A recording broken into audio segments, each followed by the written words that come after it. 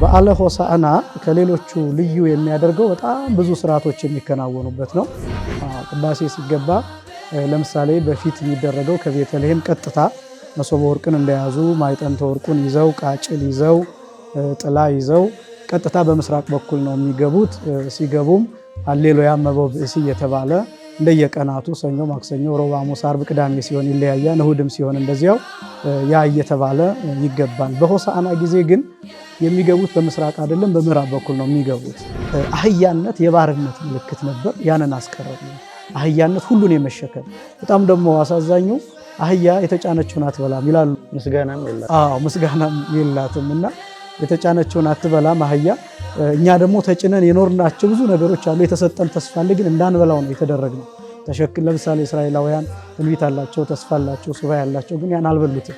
ክርስቶስ በእነሱ መካከል ነው የተገለጠው፣ ግን አልበሉትም። ይሄ የዲያብሎስ ጫና ነው። ይሄ ብቻ ሳይሆን የሚገርመው ጌታ ከዚያ በፊት ለምሳሌ አንዳንድ ሰዎች ሊያመሰግኑት ሲመጡ ይገስጻቸው ነበር። እንዲያመሰግኑት አይፈልግም፣ ውዳሴ ከንቱ አይፈልግም ነበር። በዚህ ጊዜ ግን እንዲያመሰግኑት ፈልጓል። ምስጋናው ተገቢ ስለሆነ ወቅቱም ስለሆነ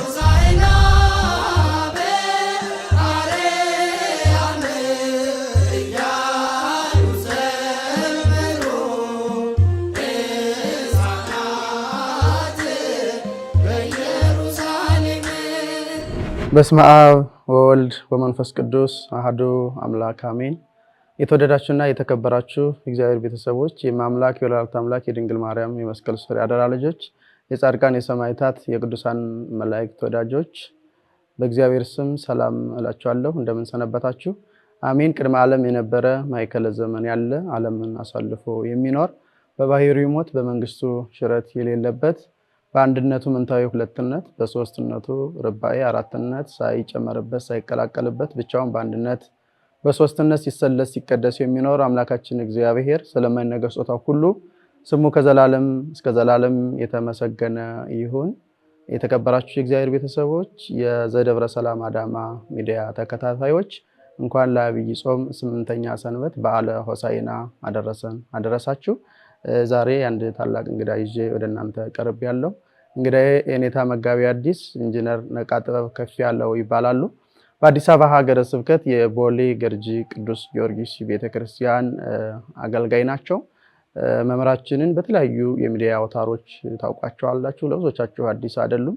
በተለይ ደግሞ ቀደም ሲል በነበሩበት ደብርም አሁንም በሚያገለግሉበት ቦሌ ገርጂ ቅዱስ ጊዮርጊስ በሳምንታዊ ጉባኤያቸው ጉባኤ አዲስ ኪዳን በደንብ ይታወቃሉ። ከእርሳቸው ጋር ነው አብረን የምንቆየው። የኔታ ወደ ሚዲያችን እንኳን በሰላም መጡ። እንኳን ደህና ቆያችሁ። እሺ እንግዲህ ተከታታዮቻችን ዛሬ የምንመለከተው 8ኛውን የዐቢይ ጾም ሰንበት በዓለ ሆሳዕናን ነው። በዓለ ሆሳዕና ጥንታዊና ሰፊ ትምህርት ያለው በምዕራባውያንም በምስራቃውያንም ቤተክርስቲያናት የሚከበር ጥንታዊ በዓል ነው። ከጌታችን ከመድኃኒታችን ከኢየሱስ ክርስቶስ 9 አበይት መካከልም አንዱ ነውና የኔታ እስቲ ሆሳዕና ምንድነው ከሚለው ከቃሉ ትርጉም ተነስተን አጠቃላይ ያለውን ጽንሰ ሐሳቡን አውዳዊ የሆነውን ትርጉም ይነግሩናል። እሺ፣ እግዚአብሔር ይስጥልን።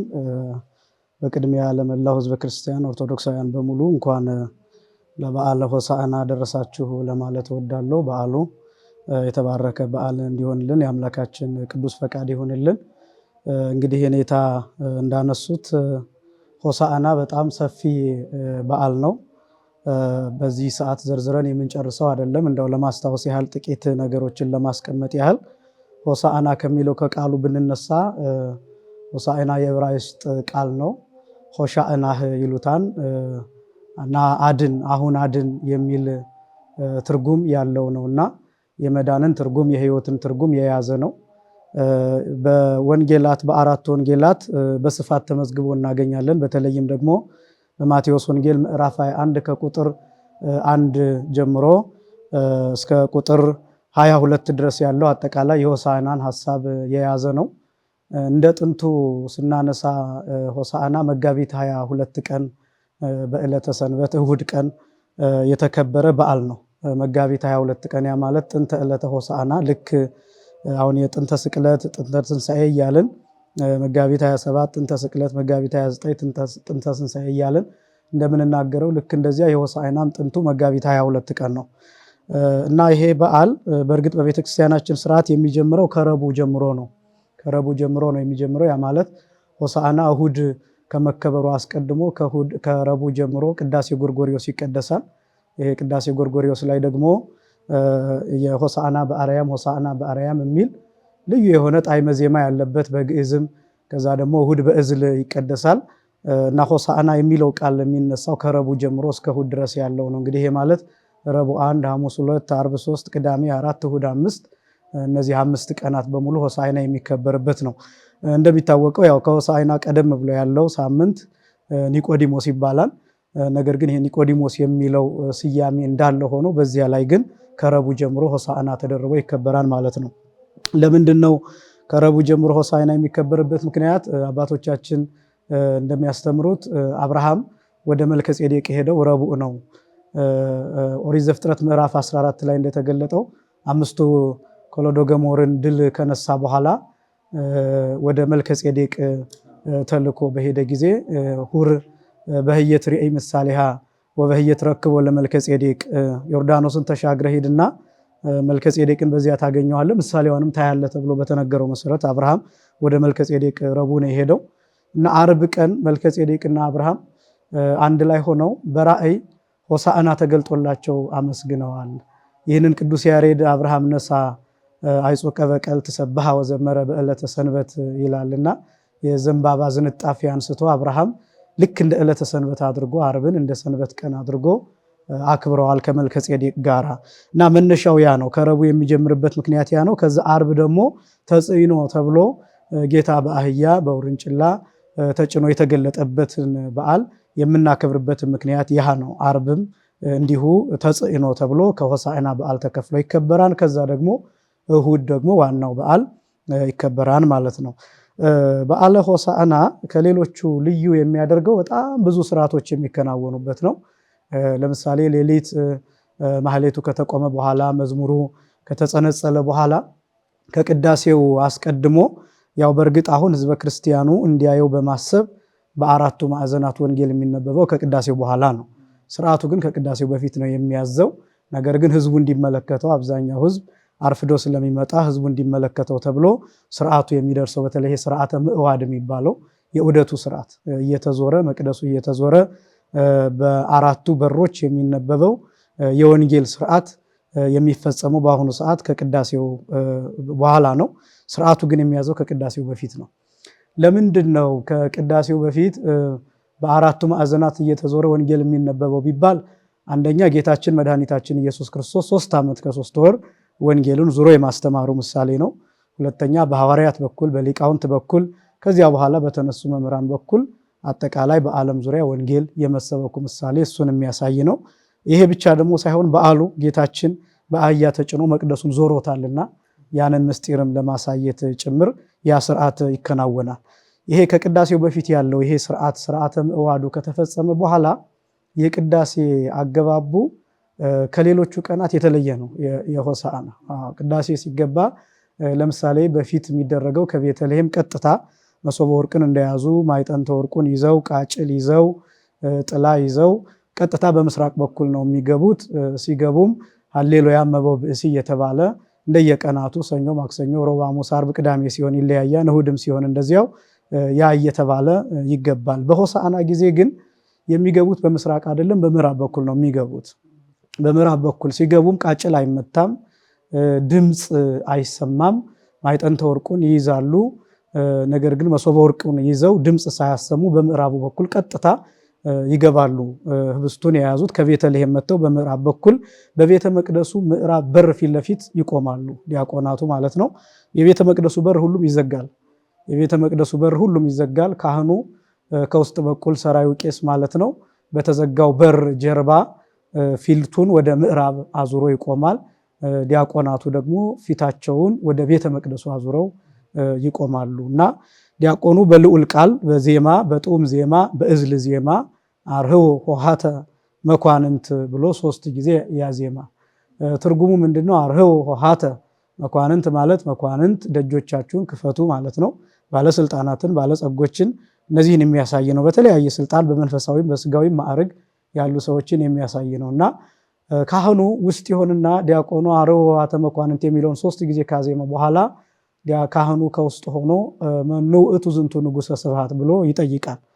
መኑ ውእቱ ዝንቱ ንጉሠ ስብሐት ማለት ይህ የክብር ባለቤት ጌታ ማን ነው? በሩን ክፈቱ የምትለው በሩን እከፍትለት ዘንድ ይገባ ዘንድ እሱ ማን ነው?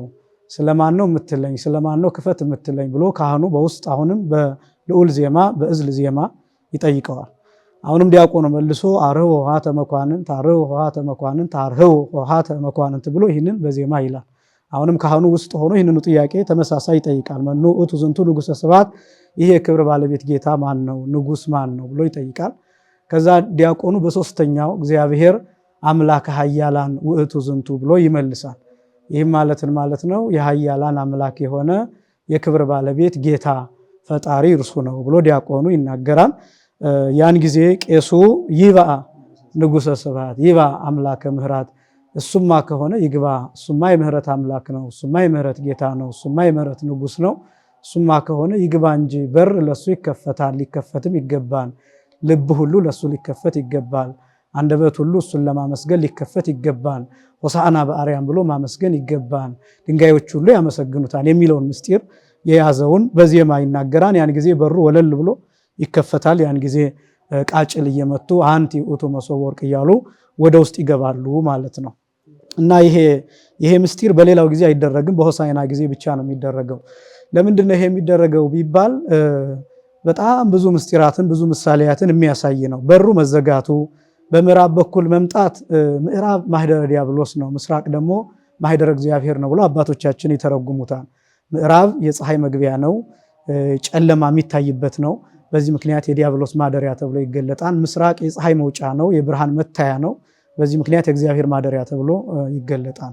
ከምዕራብ ወደ ምስራቅ መግባት ምንን ምስጢር የሚያሳይ ነው? የብሉይ ኪዳን ሰዎች አስቀድሞ በዲያብሎስ እጅ እንደነበሩ በዲያብሎስ እጅ እግር ይጠቀጠቁ እንደነበረ የሚያሳይ ምስጢር ነው። በሩም መዘጋቱ የገነት በር 5500 ዘመን ተዘግቶ የመቆየቱ ምሳሌ ነው። ገነት ተዘግታ ልጅነት ታቶ የሰው ልጆች ከገነት ተባረው በሲኦል የመቆየታቸው በፍዳ የመቆየታቸው ምሳሌ ነውና ከዛ ዲያቆኑ መጥቶ አርኅዉ መኳንንት ሆይ ደጆቻችሁን ክፈቱ ብሎ ሲናገር ካህኑ ይብአ ንጉሠ ስብሐት ይብአ አምላከ ምሕረት የምህረት አምላክ የክብር ባለቤት የክብር ንጉሥ ይግባ ብሎ በሩን መክፋቱ 5500 ዘመን ከተፈጸመ በኋላ ጌታ ተሰቅሎ ስጋውን ቆርሶ ደሙን አፍስሶ ለፈያታዊ ዘይማን ማኅተመ ደሙን ሰጥቶ ገነት የመከፈቷ ምሳሌና ከዚያ በኋላ አዳምና ልጆቹ የልጅ ልጆቹ ስብሐት ለእግዚአብሔር ዘአውረሰነ መንግሥቶ ሰማያዊት መንግስቱን ያወረሰልን አምላካችን እግዚአብሔር የተመሰገነ ይሁን እያሉ እያመሰገኑ እየዘመሩ የመግባታቸው ምሳሌ ነው። የሲኦል መዘጋት ከዚያ በኋላ ማለት ነው የገነት መከፈት የመንግስተ ሰማያትን መከፈት ምስጢር የሚያሳይ ነው። ስለዚህ ሆሳዕና ቅዳሴው ራሱ ሲገባ በዚህ መልኩ ለየት ያለ ነው። በዓሉ ራሱ ከየት የመጣ ነው? ከቅዱሳት መጽሐፍት ከየት የተገኘ ነው ቢባል የማቴዎስ ወንጌል ምዕራፍ 21 ከቁጥር 1 ጀምሮ ጌታችን መድኃኒታችን ኢየሱስ ክርስቶስ በተለየ መልኩ አህዮችን ፍቱና አምጡልኝ ብሎ ደቀ መዛሙርቱን ልኮ አህዮች ተፈተው መጥተው እናትና ልጅ የሆኑ አህዮች ማለት ነው በእነሱ ላይ ተቀምጦ የታየበት ምስጢር የሚከበርበት በዓል ነው። ከዚህ አስቀድሞ ጌታችንን በአደባባይ አመስግኖት የሚያውቅ ሕዝብ አልነበረም። በዚህ ጊዜ ግን ሕዝብ ተሰብስቦ ጌታችንን አመስግኖታል። አስቀድሜ እንደገለጥኩት መጋቢት 22 ቀን ነው ሆሳዕና የተከበረው፣ እሁድ ቀን አልዓዛርን ባስነሳ ማግስት ነው ሆሳዕና የተከበረው።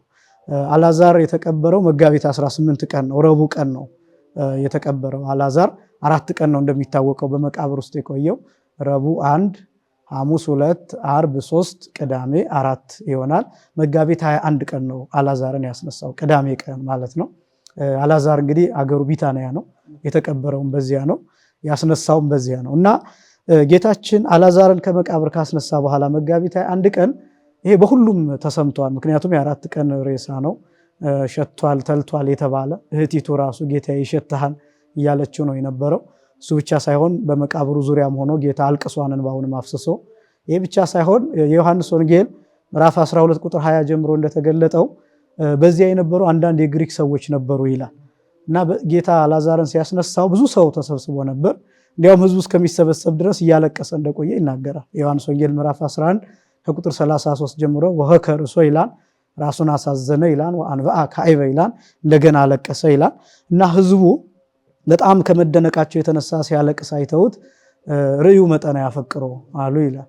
እንዴት እንደሚወደው እዩ ተመልከቱ ብለው እንደው ያንን እውር ሆኖ የተወለደውን ሰው አይን የፈጠረለት አሁንም እኮ ሲሞት ቢኖር ኖሮ ያስነሳው ነበር ብለው አይሁድ ተናግረዋል ይላል። ይሄ የሚያሳየው ብዙ ህዝብ ነበር በዙሪያው። ስለዚህ ጌታ አላዛርን ድንጋዩን አንሱት አለ። አላዛር ብሎ ጠራው፣ ከመቃብር አስነሳው። ህዝቡ ያንን ሁሉ ተመልክቷል አላዛር ከመቃብር ሲነሳ። ስለዚህ ምንድነው ያደረጉት? ጌታ እዛው ቢታንያ አድሮ ጠዋት ወደ ቤተ መቅደስ ሲመጣ ህዝቡ ዘንባባ ይዞ ጠበቀው ነው። እንግዲህ የሆሳዕና ትርጉም ይሄ ነው። ሆሳዕና ማለት ና አሁን አድን ማለት ነው። ሆሳዕና በአርያም የሚል ቃል አለ። በአርያም ማለት ከአርያም የመጣ ሁሉን አዲስ ያደረገ ከሰማይ የመጣ መድኃኒት፣ ከዚህ ምድር ያልተገኘ ነገር ግን ከሰማይ መጥቶ ምድርን ሁሉን አዲስ ያደረገ፣ መርገምን ያስቀረ፣ በረከትን ያደለ የሰጠ የሚል ትርጉም የያዘ ነው። ዘንባባው ድል የማድረግ ምልክት፣ የማሸነፍ ምልክት ነው። ሆሳዕና የሚለውም ቃል ማዳን የሚለው ትርጉም አላዛርን ከመቃብር ካስነሳው ሞት ላይ ስልጣን ያለው ማለት ነው። ባጭሩ ሆሳዕና የሚለው ቃል ምስጢሩ በሞት ላይ ስልጣን ያለው። ምክንያቱም አላዛርን ከመቃብር ቀስቅሶታን አስነስቶታን አይተዋል በአይናቸው። ሸቶ የነበረውን ተልቶ የነበረውን ሬሳ በስም ጠርቶ አስነስቶታል። ድንጋዩ ብቻ ነው የተነሳው፣ ከነመግነዙ ነው የወጣው። ስለዚህ በጣም አስደናቂ ነገር ነው። ይህንን ሲያዩ ህፃናቱ፣ ወጣቶቹ፣ ሽማግሎቹ፣ ሐዋርያት፣ ከግሪክ የመጡትም አንዳንድ ሰዎች እነዚህ በሙሉ ተሰብስበው ጌታችን መድኃኒታችን ኢየሱስ ክርስቶስን ተቀብለውታል። እነዚህ አህዮቹ ታስረው የነበረው ቤተ ፋጌ የሚባል አካባቢ የተመሳቀለ ጎዳና ማለት ነው። ፋጌ የሚለውን ቃል በለስ የሚገኝበት አካባቢና የስቃይ ቦታ ማለት ነው ብለው ይተረጉሙታል። ቤተ ፋጌ የሚባለው አካባቢ ይህም ጌታችን መድኃኒታችን ኢየሱስ ክርስቶስ በመስቀል ተሰቅሎ የእኛን ስቃይ እንደሚያስቆመው ማሳየት የሚችል ነው። አህያም ቀለሟ ሲታይ ወይ ደግሞ የሰውነቷ ቅርጽም ሲታይ የመስቀል ቅርጽ ያላት እንዲያውም ወደ 13 የሚደርስ ቁጥሩ እንደዛ አይነት ቅርጽ ያላት ናት የመስቀል ቅርጽ። እና ጌታ በአህያ ተቀምጦ ራሱ መታየቱ ከተመሳቀለ ጎዳና መፈታታቸው በመስቀል ተሰቅሎ እኛን እንደሚያድነን የሚያሳይ ነው። በአህዮች አንጻር ደግሞ የተገለጡት አህዮቹ ብቻ ሳይሆን እኛ ነን የተገለጥ ነው። የሰው ልጆች እንደ ከመነፍስተ አእዱግ እንደ አህያ ነፍስ ሆነን የነበርንበት ጊዜ፣ ያ ማለት የፈለገ ይጭነን የነበረበት ጊዜ፣ አጋንንት ይጫወቱብን የነበረበት ጊዜ፣ በእግር አጋንንት እንጠቀጠቅበት የነበረበት ጊዜ፣ በስቃይ የነበርንበት ጊዜ ነው። እንዲያውም ነቢዩ ኢሳይያስ ይናገራል። ትንቢተ ኢሳይያስ ምዕራፍ 64 ቁጥር 6 ላይ ሁላችን እንደ ርኩስ ሰው ሆነናል የሚል ቃል አለ። ወኮነ ጽድቅነ ከመ ጸርቀ ትክቶ፣ ጽድቃችን እንደ መርገም ጨርቅ ደም ሆነ ብሎ ይናገራልና ሁላችን የረከስንበት ጊዜ፣ ዲያብሎስ ይጭነን የነበርንበት፣ እንደፈለገ እንነዳ የነበርንበት ጊዜ ያን ጊዜ የሚያሳይ ነው። አህዮቹን ፍቱና አምጡልኝ ማለቱም ከማይሰራ ኃጢአት የምንፈታበት፣ ከማይሰራ መርገም፣ ከመርገም ማሰሪያ፣ ከዲያብሎስ ማሰሪያ፣ ከአጋንንት ማሰሪያ፣ ከሲኦል ማሰሪያ፣ ከገሃነመ እሳት ማሰሪያ፣ ከሞት ማሰሪያ የምንፈታበት ጊዜ፣ ከባርነት የምንላቀቅበት ጊዜ ያ ጊዜ እንደደረሰ የሚያጠይቅ ነው። ይሄ ብቻም አይደለም። ደብዳቤ ያለን እንደሚታወቀው የባርነት ደብዳቤ ተብሎ የሚታወቀው መጽሐፈ ዕዳ እየተባለ የዕዳ ደብዳቤ፣ የሞት ሰነድ እየተባለ የሚጠራው እሱ በሁለት ስፍራ ተቀምጧል። አንዱ በዮርዳኖስ ተቀምጧል፣ አንዱ በሲኦል ተቀምጧል። እንግዲህ ዲያብሎስ በዮርዳኖስ አንዱን በሲኦል ማንም ሰው የማያገኝበት ቦታ ነው የቀበረው። ዮርዳኖስ ውሃው ከሄርሞን ተራራ ተነስቶ ሙት ባህር ነው ገብቶ የሚቀረው እና ሙት ባህርን የኛ ሊቃውንት ምድራዊ ሲኦል ብለው ነው የሚጠሩት። የምድር ሲኦል፣ ምድራዊ መቀራቅርት ብለው ይጠሩታል። እንጦርጦስ መተተ ታህቲት ይሉታል። እና የዲያብሎስ እቅድ ምንድን ነው? ደብዳቤያችን በዮርዳኖስ ወንዝ ተወስዶ ሙት ባህር ገብቶ እንዲቀር ማድረግ ነው አላማው። ሁለተኛው ደግሞ በሲኦል የተቀመጠውን ማንም አያገኘውም፣ እንደተቀመጠ እንዲቀር የዘላለም ባሪያ እንድንሆን ነበር በዲያብሎስ የታቀደብን። ነገር ግን ያው ቅዱስ ኤፍሬም እንደተናገረው ወነሰተ ምክሮ ለጸላኢ፣ የጠላትን የዲያብሎስን ምክሩን አፈረሰበት፣ የአዳምና የሔዋንን የዕዳ ደብዳቤያቸውን ቀደደ ብሎ እንደተናገረው ያንን ካጠፋ በኋላ ከዛ ጌታ በመስቀል ተሰቅሎ በአካለ ነፍስ ወደ ሲኦል ወርዶ የመጨረሻው የዕዳ ደብዳቤያችንን አስቀረልን። አህያነት የባርነት ምልክት ነበር፣ ያንን አስቀረልን። አህያነት ሁሉን የመሸከም በጣም ደግሞ አሳዛኙ አህያ የተጫነችውን አትበላም ይላሉ። ምስጋናም የላትም እና የተጫነችውን አትበላም አህያ። እኛ ደግሞ ተጭነን የኖርናቸው ብዙ ነገሮች አሉ። የተሰጠን ተስፋ አለ፣ ግን እንዳንበላው ነው የተደረግነው። ለምሳሌ እስራኤላውያን ትንቢት አላቸው፣ ተስፋ አላቸው፣ ሱባኤ አላቸው፣ ግን ያን አልበሉትም። ክርስቶስ በእነሱ መካከል ነው የተገለጠው፣ ግን አልበሉትም። ይሄ የዲያብሎስ ጫና ነው፣ የዲያብሎስ የነበረው ነው። ስለዚህ ከማይሰራ ኃጢአት ከማይሰራ መርገም የተፈታንበት ጊዜ እንደደረሰ ለማጠየቅ ነው። የተነገረ ትንቢትም አለ። ትንቢተ ዘካርያስ ምዕራፍ 9 ላይ ምዕራፍ 1 ቁጥር 9 ላይ እዚሁ ላይ ቅዱስ ማቴዎስ ገልጦታል። ለጽዮን ልጅ እነሆ ንጉስሽ የዋህ ሆኖ በአህያ ላይና በአህያይቱ ግልገል በውርንጫይቱ ላይ ተቀምጦ ወደ አንቺ ይመጣል ብሏል ብሎ ነብዩ ዘካርያስ የተናገረው ቃል ይደርስ ይፈጸም ዘንድ ነው። ጌታ ደግሞ አንዱ የመጣው የነቢያትን ቃል የነቢያትን ትንቢት ለመፈጸም ነው።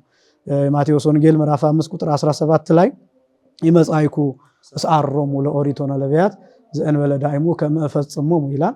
የኦሪትንና የነቢያትን ትንቢት ልፈጽም ነው የመጣሁት እንጂ ልሽራቸው አይደለም ብሎ በተናገረው ቃል መሰረት ይህንን ይፈጽም ዘንድ ጌታ በአህያ ተጭኖ ተገልጧል። ስለዚህ አህዮቹ የኛ ምሳሌ መሆናቸውን የሚያሳይ ነው። ሌላው ግን በአህያ መታየቱ የሰላም ምልክት ትዕምርተ ሰላም ብለው መተርጉማኑ አስቀምጠውታል። በብሉይ ኪዳን ነቢያት ዘመኑ የሰላም ነው ብለው ሲያስቡ በአህያ ተጭነው ነጭ ለብሰው ጭራ ይዘው ጥሩ ጭራ ይዘው ፊታቸውን አብርተው ተቀብተው ለነገስታቱ ይታዩ ነበር። ትዕምርተ ሰላም ነው ሲሉ የሰላም ምልክት ነው ሲሉ ጌታችን መድኃኒታችን ኢየሱስ ክርስቶስን በአህያ ተጭኖ የተገለጠው ከእንግዲህ ሰላም ይሆናል ማለቱ ነው። ምክንያቱም ወገብረ ሰላም በደመ መስቀሉ ብሎ ቅዱስ ጳውሎስ እንደተናገረው ለእለ በሰማይ ወምድር በሰማይና በምድር ላሉት ሁሉ በመስቀሉ ደም ሰላምን አደረገ እንደተባለው ሰላምን ለማድረግ ጌታ በአህያ ተጭኖ ከዚህ በኋላ የማያልቅ ሰላም እሰጣችኋለሁ፣ ካመናችሁብኝ፣ ከተከተላችሁኝ፣ እኔን ከመሰላችሁ፣ በእኔ መንገድ ከሄዳችሁ የማያልቅ ሰላም እሰጣችኋለሁ ሲል በአህያ ተጭኖ ተገልጧል። ለዚህም ማስረጃ የሉቃስ ወንጌል ምዕራፍ 19 ቁጥር 41 ጀምሮ ወሶበሪያ ለሀገር በከይል አሊሃ ይላል። ሀገሪቱን ባያት ጊዜ አለቀሰላት ይላል ኢየሩሳሌምን እና ምን ይላል? ሶበሰ ተአምሪ ዮም ሰላምኪ ይላል። ብታውቂ ኖሮ ሰላምሽ ዛሬ ነበር ይላታል። እና ይሄም የሚያሳየው ምንድነው? ከሆሳዕና በኋላ ነው፣ ከምስጋናው በኋላ ነው ይህንን ያለው። ያ ማለት በአህያ ተጭኜ መገለጤ ሰላምን ይዤ ነው የመጣሁት። ብታውቂ ይህንን ሰላም ብትቀበይ ትድኛለሽ፣ ይህን ሰላም ካልተቀበልሽ ግን ትጠፊያለሽ የሚል ይዘት ያለው ነው። ስለዚህ በአህያ ተጭኖ መገለጡ ጌታችን ሌላው ሰላምን ያበሰረበት ሰላምን የተናገረበት ነው። እንግዲህ ከዛ ደግሞ ሰዎቹ በጣም አስደናቂ የሚያደርገው አስቀድሜ እንደገለጥኩት በአደባባይ ጌታ ተመስግኖ አያውቅም። በዚህ ጊዜ ግን ሕፃናትም ሳይቀሩ ሽማግሎችም ሳይቀሩ ወጣቶችም ሳይቀሩ ሐዋርያትም የዘንባባ ዝንጣፊ ይዘው እየቆረጡ ሁሉም ሆሳዕና በአርያም ለወልደ ዳዊት ብለው ያመሰገኑበት ጊዜ ነው። ይሄ ብቻ ሳይሆን የሚገርመው ጌታ ከዚያ በፊት ለምሳሌ አንዳንድ ሰዎች ሊያመሰግኑት ሲመጡ ይገስጻቸው ነበር። እንዲያመሰግኑት አይፈልግም፣ ውዳሴ ከንቱ አይፈልግም ነበር። በዚህ ጊዜ ግን እንዲያመሰግኑት ፈልጓን፣ ምስጋናው ተገቢ ስለሆነ ወቅቱም ስለሆነ። በነገራችን ላይ መጋቢት 22 ቀን የሆሳዕናው በዓል ከተከበረ በኋላ መጋቢት 27 ቀን የፊት አርብ ማለት ነው ይሰቀላል። መጋቢት 27 ይሰቀላል። ከመሰቀሉ አስቀድሞ የተቀበለው ምስጋና ይሄ ነው። ለምንድን ነው ይሄን ምስጋና መቀበል የፈለገው ቢባል ማንነቱ እንዲገለጥ ፈልጓል። አንደኛ። ሁለተኛ የሕፃናት ምስጋና አለ። የሕፃናት ምስጋና የተወደደ ነው። ልበ አምላክ ዳዊትም አስቀድሞ የተናገረው ቃል አለ። ማፈ ደቂቅ ወሕፃናት አስተዳልወከ ስብሐተ ብሎ ከልጆች ሕፃን እና ከሕፃናት ከሚጠቡ በእናቶቻቸው ጀርባ በእናቶቻቸው እቅፍ በእናቶቻቸው ትከሻ ክንድ ካሉ ሕፃናት ምስጋናን አዘጋጀ ብሎ የተናገረው ቃል አለ። ያን ምስጋና የሚቀበልበት ጊዜ ነው። የሕፃናቱ ምስጋና ደግሞ ተገቢ ነው። እንዲያውም ፈሪሳውያን መጥተው ዝም በሉ በላቸው፣ ገስጾሙ ከመ ያርመሙ፣ ዝም እንዲሉ ገስጻቸው፣ ተቆጣቸው። ለምንድነው ዝም የምትለው ሲሉት ለእመ አርመሙ ሁሉ ይኬልሃሉ አንቱ አይባን፣ እነሱ ዝም ቢሉ እንኳን እነዚህ ድንጋዮች ይጮሃሉ፣ ያመሰግናሉ። ምክንያቱም ያን ጊዜ ፍጥረት ሁሉ ነው ያመሰገነው። እንዲያውም ወንጌሉ የሚገልጠው የማቴዎስ ወንጌል ምዕራፍ 21 ላይ ወጸርሃት ኢየሩሳሌም እንዘ ትብል መኑ ውእቱ ዝንቱ ይላል። ኢየሩሳሌም ተጨነቀች ይላል፣ ጮኸች። ይሄ ማን ነው ብላ ጠየቀች ይላል። ምክንያቱም ብርሃኑ ሲበዘብዛት የክብሩ ብርሃን፣ የባህሪው ብርሃን፣ የአምላክነቱ ብርሃን፣ የፈጣሪነቱ ብርሃን የተገለጠበት ነው። ምክንያቱም ጊዜው ደርሷን የሚሰቀልበት ጊዜና ያን ያሳየበት በጣም አስደናቂ የሆነ የብርሃን ጎር የፈሰሰበት ነው። ይሄ ብቻ ሳይሆን ይሄ ምስጋና ሕፃናቱ፣ ድንጋዮቹ እነዚህ ብቻ ሳይሆን ከመላእክት ጋር የሚያገናኘን ነው። ሰው ያው እንደሚታወቀው እንስሳዊ ጠባይ ያለው መላካዊ ጠባይ ያለው፣ በዚህ ምስጋና ከመላእክት ጋር አንድ የሆነበት ነው። ሀገሩ እስኪታወክና ተራራው እስኪንቀጠቀጥ ድረስ የተሰጠ ምስጋና ነው። ስለዚህ ከመላእክት ጋር አንድ የሆነበት ምስጋና ነው እና ሆሳዕና ይህንን ምስጋና መድኃኒት ብለን። በነገራችን ላይ ይሄ ቃል አሁን ሆሳዕና የሚለው ቃል ቅጽል ሆኖ ወይ ደግሞ መግለጫ ሆኖ ክርስቶስ የሚለውን አማኑኤል የሚለውን ኢየሱስ የሚለውን እና መድኃኔ ዓለም የሚለውን እነዚህን አራቱን ስሞች አንድ ላይ የያዘ ስም ነው። በልበ አምላክ ዳዊት አገላለጥ መዝሙር 118 ላይ ኦ እግዚኦ አድህንሶ የሚለው ኦ እግዚኦ ሰርህሶ ብሩክ ዘይመጽእ በስመ እግዚአብሔር እያለ የሚናገረው አቤቱና አሁን አድን፣ አቤቱና አሁን አቅና የሚል ቃል ነው። አቅና የሚለው መንገድን ማቅናት፣ መንገድን ማስተካከል፣ ወደ መስቀል መሄድ፣ ወደ ሞት መሄድ፣ ወደ ትንሣኤ መሄድ፣ ወደ እርገት መሄድ፣ ወደ ምጽአት መሄድ፣ እኛን ወደ ማስነሳት፣ እኛን ወደ መሳብ፣ እኛን ወደ ማዳን መሄድ። ይህንን አጠቃላይ ሆሳዕና የዚህ ጉዞ ነው። አማኑኤል መድኃኔ ዓለም ክርስቶስ ኢየሱስ የሚለውን ስም ትርጉም የያዘ ነው። ለዚህ ነው በዚህ በሆሳዕና የተገኙት ሰዎች የዘንባባ ዝንጣፊ የሚይዙ ሰዎች ነበሩ፣ ልብሳቸውን ደግሞ የሚያነጥፉ ሰዎች ነበሩ። በጣም አስደናቂው ጌታ የተቀመጠባቸው አህዮች በመንገድ ዝም ብሎ በባዶ መሬት ሊሄዱ አይገባም ብለው ልብሳቸውን አውልቀው ያነጥፉ ነበር ይላል። ይሄ ከዛ በፊት ተደርጎ አያውቅም፣ እሱም ደግሞ አልከለከለም። ምስጢሩ ምንድነው ቢባል ከዚያ በፊት በብሉይ ኪዳን ልማዶች አሉ። ነገስታትን የማክበር ልማድ፣ አሁን ክርስቶስን ንጉስ ብሎ የማክበር ልማድ ነው። ምክንያቱም አስቀድመን እንደገለጥነው ካህኑ ይባ ንጉሰ ስብሐት ብሏል። የክብር ባለቤት ጌታ ይግባ፣ ንጉሱ ይግባ የመፍቀድ ነው። ልብን የመስጠት ሰውነትን የመስጠት አይምሮን የመስጠት የመገዛት ምልክት ነው። ግዛ፣ ንገስብን፣ ኑርብን፣ ሺህ ዓመት ንገስ እንደሚባለው ልክ እንደዛ ፈቃደኛ የመሆን ምስጢርን የሚያሳይ ነው እና ልብሳቸውን ያነጥፉ ነበር። አንደኛው እሱ ነው የአክብሮት። ሁለተኛው ልብስን ማንጠፍ ኃጢአታችንን የምትሰውርልን እንኳን ይሄ ልብስ ሰውነትን እንደሚሰውር ገመና እንደሚሰውር አንተም የኛን ነውር ትሸፍንልናለህ የሚል ምልክት ነው። ይሄስ ወዴት ይወስዳን ቢባል ክርስቶስ መስቀል ላይ እንደሚታወቀው ራቁቱን ይሰቀላል። አንተ ራቁትህን ትሰቀላለህ፣ ለኛ ደግሞ ታለብሰናለህ። አዎ አንተ እርቃንህን ትሰቀላለህ፣ የኛን ነውር ትሸከማለህ፣ የኛን በደል ትሸከማለህ። እኛ ግን ለብሰን ንጹሐን መስለን እንድንሄድ ታደርጋለህ።